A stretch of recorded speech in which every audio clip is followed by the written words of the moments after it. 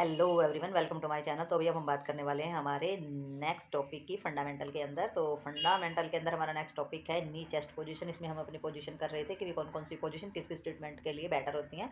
तो भाई इसमें हमारी नी चेस्ट पोजीशन दिखाई गई है। तो ये हमारी जो पोजीशन होती है, एक लाइव पोजीशन होती है, जैसे कि प्रॉन पोजीशन होती है ना, उल्टे लेटते हैं। तो इसमें नी और चेस्ट लगाकर उल्टा लेटा जाता है। टर्न वन साइड हमारा क्या रहता है, हेड हेड जो है वो हमारा एक साइड रहेगा, और चिक जो गाल होता है उसके नीचे हमारा पिल्लो लगाया जाता है। तो देख सकते हैं ये हेड जो है वो एक तरफ है और इसके नीचे हमारा पिल्लो लगाया गया है। तो इसमें जो small pillow placed under chest के नीचे भी हमारा यहाँ की स्थिति जो यहाँ पर होती है, यहाँ पर भी एक पिल्लो लगाया जाता है। और जो आर्म्स होती है above the head and may be the fixed, और जो हमारी जो आर्म्स होती है, बाजू होती है, वो हेड के साइड में हमारी फिक्स की जाती है। Elbow rest alone the side of the head, और हेड जो है वो एल्बो जो हमारी कोनी होती है उसकी साइड में ही हमारा होता है, सपोर्ट करता है क्लाइंट को पर्टिकुलरली। ठीक है। तो इसमें पार्टिकली जो है ये इसको सपोर्ट करता है पिलो। और जो वेट होता है क्लाइंट का वो हमारा should rest of the chest of नी, यानी कि हमारी या तो चेस्ट है इस पर सारा वेट जाएगा, या फिर जो नी की जो कंडीशन है उसके ऊपर हमारा सारा का सारा वेट जाएगा। ठीक है। तो इसमें जो नी फिक्स्ड होती है हमारी नी पोजीशन, तो उसमें क्या हो जाता है, जो थाई होती है राइट एंगल ऑफ द लग, तो ये हमारी जो एंगल है ये पूरा का पूरा हमारा समकोण यानी कि 90 डिग्री पर हमारा फिक्स होता है। ठीक है। तो ये हमारी पोजीशन जो होती है नी चेस्ट पोजीशन हमारी बोली जाती है। ठीक है। अब ये यूज़ क्यों की जाती है और किस तरीके से इसका फ़ायदा रहता है हमें, उसके बारे में हम जानेंगे अब आगे। तो भाई ये जो हमारी पोजीशन होती है नी चेस्ट वाली, ये यूज़ की जाती है हमारी, सबसे पहले इन्होंने बताया जब एग्जामिनेशन होता है रेक्टम और वजाइना का। ठीक है। मेल हो या फीमेल हो, रेक्टम और वजाइना जो पार्ट होते हैं अगर उनका एग्जामिनेशन किया जाता है, यानी कि प्राइवेट पार्ट का जो एग्जामिनेशन किया जाता है, तो ये पोजीशन दी जाती है। सिग्मोइड स्कोपी जब की जाती है, सिग्मोइड हमारा रेक्टम यानी कि एनस के अंदर का ही एक हिस्सा होता है, सिग्मोइड पार्ट होता है एस के टाइप का जो हमारा होता है। अगर तुमने एनाटॉमी की है तो बहुत अच्छे से चीज़ें समझ आएंगी। तो सिग्मोइड स्कोपी के लिए वहाँ पर होने वाला इन्फेक्शन या कुछ भी दिक्कत है तो उसको जानने के लिए। और एक्सरसाइज जो जो हमारा पोस्टमार्टम क्लाइंट होता है, यानी कि ऑपरेशन के बाद का जो हमारा जो पेशेंट होता है उसकी जो एक्सरसाइज वगैरह की जाती है, तो उसके लिए ये पोजीशन हम देते हैं। और अगर कोई अर्थराइटिस हमारा पेशेंट है, या फिर ज्वाइंट डिफॉर्मिटी है, किसी को ज्वाइंट में प्रॉब्लम है, या गठिया बाह वगैरह की अगर दिक्कत है, तो वो वही अनेबल होता है इस पोजीशन में। ठीक है। उसे दिक्कत हो सकती है इस प्रॉब्लम में, क्योंकि घुटनों में जो दर्द होता है, नी के अंदर जो है ज्वाइंट में पेन होता है, और ज्वाइंट वो नीचे इस तरीके से प्रेशर में नहीं रख सकता है, तो उसे इस पोजीशन में दिक्कत हो सकती है। तो आप ध्यान रखेंगे पोजीशन देते टाइम पेशेंट से ये सारी की सारी हिस्ट्री आप जान लेंगे कि उसे कोई प्रॉब्लम तो नहीं है। ठीक है। और ट्रेंडी लैंगबर्ग पोजीशन हमारी आ जाती है। ट्रेंडी लैंगबर्ग पोजीशन के अंदर क्लाइंट जो है वो सुपाइन पोजीशन में होता है, लाई सुपाइन, लाइन यानी कि कमर के बल लेटा हुआ होता है हमारा। और इसमें जो हेड होता है वो 30 से 40 डिग्री जो है नीचे होता है, यानी कि सर नीचे की तरफ होती है और पैर ऊपर की तरफ होती है इस पोजीशन के अंदर। ठीक है। आगे हम देखेंगे डायग्राम के अंदर भी। तो इसमें क्या होता है, सर जो है वो 30 से 40 डिग्री नीचे की तरफ होता है और पैर जो है ऊपर की तरफ लटके हुए पाए जाते हैं। ठीक है। तो देखते हैं ये पोजीशन हमारी क्यों और किस लिए दी जाती है।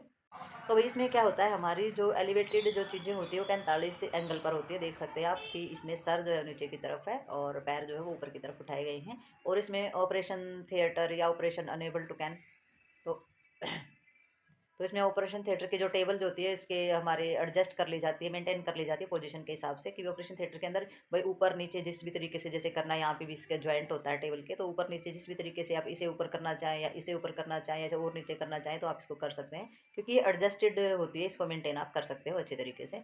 तो इसमें जो बॉडी होती है क्लाइंट की वो हमारी क्या होती है, प्लान होती है leg hang of the downwards over the end of the table. तो इसमें क्या होता है, हमारा जो हेड होता है वो नीचे की तरफ होता है और जो लेग होती है वो ऊपर की तरफ डाउनवर्ड ओवर टेबल यानी कि लटकी हुई पाई जाती है टेबल से। ठीक है। तो ये हमारी जो पोजीशन है ये आप देख सकते हैं, ये हमारी होगी ट्रेंट लैंगबर्ग पोजीशन हम इसको बोलते हैं। अब ये यूज़ क्यों की जाती है पोजीशन, ये एग्जामिनेशन किया जाता है पेल्विस ऑर्गन का। तो पेल्विस ऑर्गन जो होता है उसका एग्जामिनेशन के लिए हमारी काम आती है। Operation of the pelvis organ of our display of the intestines from the pelvis cavity into the under abdomen. तो इसमें जो ऑपरेशन किया जाता है पेल्विस ऑर्गन्स का, ऑपरेशन क्यों किया जाता है कि जो हमारी इंटेस्टाइन्स होती है वो पेल्विस एरिया के अंदर आ जाती है और उसको दोबारा से एब्डामनल्स में स्टेबल करने के लिए ये पोजीशन दी जाती है। तो कई बार इंटेस्टाइन्स जो है पेल्विस एरिया में आ जाती है तो उसको ऊपर की तरफ करने के लिए, ठीक है, यानी कि उसकी सही जगह पर एडजस्ट करने के लिए ये पोजीशन जो है वो दी जाती है। ठीक है। और शॉक को में ट्रीट करने के लिए, सदमे वगैरह को ट्रीट करने के लिए, इलाज करने के लिए किया जाता है। पोस्टल ड्रेन, अगर बॉडी से किसी भी तरीके का स्त्राव हो रहा है तो भी ये पोजीशन दी जाती है। वेनस रिटर्न को प्रमोट किया जाता है कि भी वेन्स के अंदर जो हमारा जो ब्लड की जो हमारी वो होती है, यानी कि प्रमोट वेनस रिटर्न प्रमोस, यानी प्रमोट का मतलब कि वेन का जो रिटर्न यानी कि वापस आने वाला जो ब्लड होता है उसको प्रमोट किया जाता है। यानी कि तो अगर पैर ऊपर की तरफ होंगे तो उसमें क्या होगा, रिटर्न जो है उसको प्रमोट किया जाएगा, यानी कि ब्लड इस तरीके से आएगा।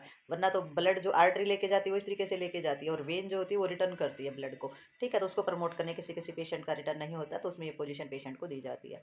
और इसमें जो है treat decrease the blood pressure, और इसमें ब्लड प्रेशर को कम करने के लिए भी ये पोजीशन जो है दी जाती है।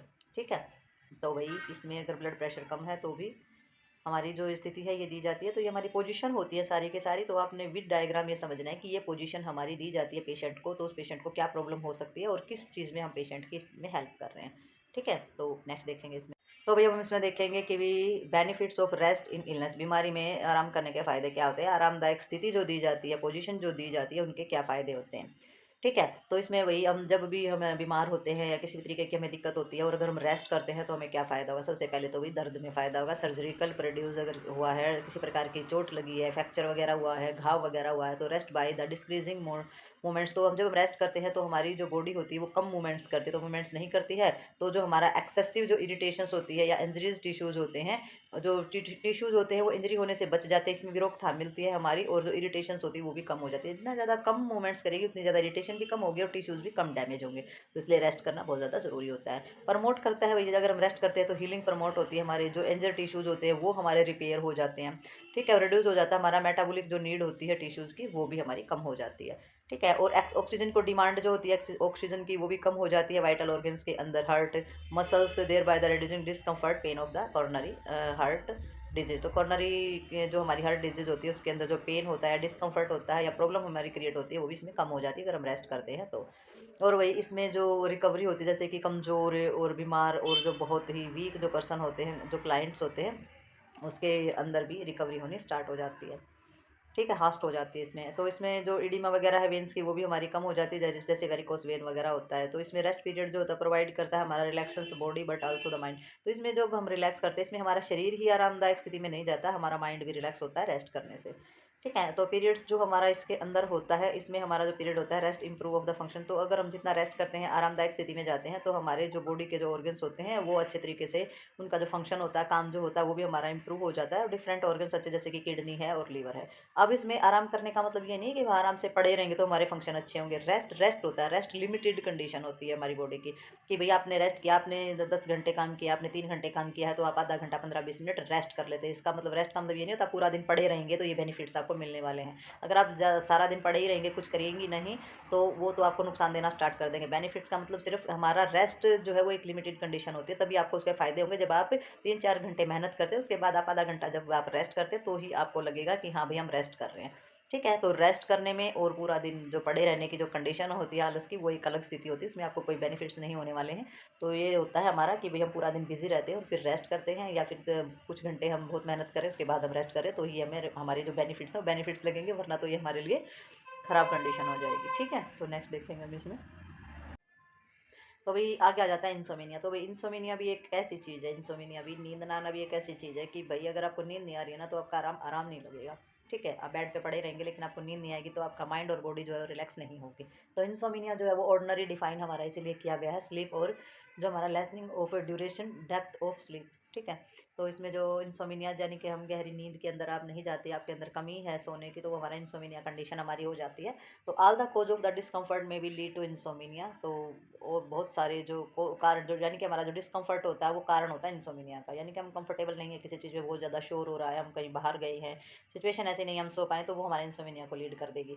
ठीक है, तो इसमें क्या होता है, हमारा इन्वायरमेंट अगर चेंज हो जाता है, लाइट बहुत कम या ज़्यादा है, बहुत ज़्यादा आवाज़ें आ रही हैं, कठोर है हमारा बिस्तर, मतलब कि सॉफ्टनेस की कमी है बिस्तर के अंदर, लाइट की समस्या है, हीट है, मतलब कि बहुत सारी ये रीज़न रहते हैं। ये क्या लीड करते हैं, इंसोमिनिया लीड करते हैं, क्योंकि ऐसी जो कंडीशन होती है, जो आरामदायक स्थिति हमें नहीं मिलेगी तो हमें नींद ही नहीं आएगी। ठीक है, तो इसमें हमारा नेक्स्ट हो जाता है चेंज ऑफ वर्क आवर। अगर हमारा काम करने का जो घंटे होते हैं वो अगर चेंज हो जाते हैं, डे ड्यूटी है, नाइट ड्यूटी है, इस तरीके से अगर ये स्थिति जो हमारी आ जाती है, तो ये भी क्या करती है, हमारे स्लीप आवर को चेंज कर देती है, तो भी इंसोमिनिया की प्रॉब्लम हमें हो जाती है। और हमारी जो गंदी हाइजीनिक हैबिट्स होती है, साफ सफाई अच्छे से हम बॉडी की नहीं रखते हैं, कुछ ऐसी दिक्कतें हमें, तो भी हमारी नींद में भी गंडलता है।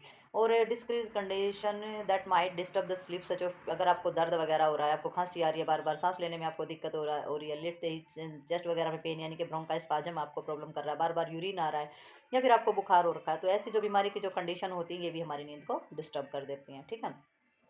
और भाई हमारे जो साइकोलॉजिकल फैक्ट्स भी हमारे कुछ ऐसे रहते हैं जिनमें हमें नींद नहीं आती, जैसे कि डिप्रेशन हो गया है आपको, आप चिड़चिड़े हो गए, आपकी भावनात्मक डिस्टर्बेंस आपके अंदर आ गई है, या फिर आपको बहुत ज़्यादा डर लग रहा है, या बहुत ज़्यादा चिंता किसी चीज़ की सता रही है। तो साइकोलॉजिकल फैक्ट, हमें किसी चीज़ की चिंता होती है, पूरी रात रात रात भर उसी चीज़ के बारे में सोचते रहते हैं, करवट बदलते रहते हैं, तो ये हमारे साइकोलॉजिकल फैक्ट होते हैं। डिप्रेशन वगैरह, ज़रूर से ज़्यादा सोचना, ओवर थिंकिंग करना, ये सारे के सारे जो फैक्ट्स होते हैं ये भी हमारी बीमारी का कारण बनती है। और इंसोमिनिया तो होता है, और इंसोमिनिया एक बीमारी का ही रूप होता है जिसे हम अनिंद्रा बोलते हैं, नींद ना आना।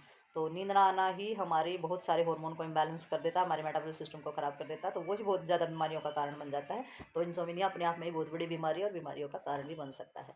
ठीक है, तो इसके रीज़न हमने देख ली हैं कि इंसोमिनिया से क्या क्या प्रॉब्लम और किस किस वजह से ये हो सकता है। तो ये हमारा टॉपिक जो है यहीं पर होता है खत्म। तो मिलते हैं नेक्स्ट टॉपिक में और नेक्स्ट वीडियो के साथ, तब तक के लिए बाय बाय।